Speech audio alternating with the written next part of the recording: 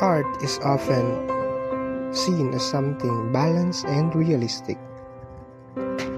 But not all artists follow that idea. Some chose to break the rules and create something more expressive. This is where mannerism begins. It developed after the Renaissance and focused on complexity, distortion, and emotion instead of realism.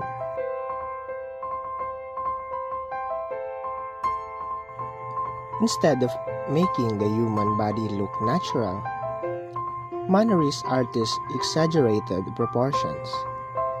Figures became longer, poses became unusual, and compositions became more complex.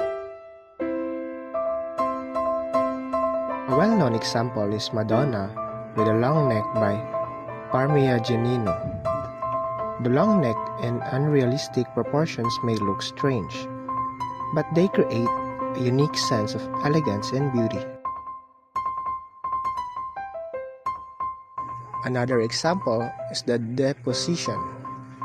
Here, the figure seems to float, and the space feels unclear, creating tension and emotional intensity. Mannerism also uses crowded and unbalanced compositions, making the artwork feel more dynamic and sometimes even confusing. But this confusion is intentional. Artists wanted to express deeper emotions, not just show reality.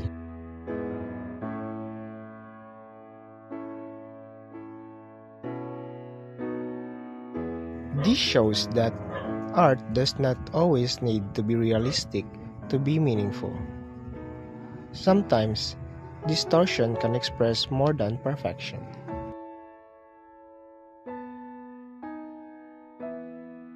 Mannerism teaches us that creativity can go beyond rules and still create powerful meaning.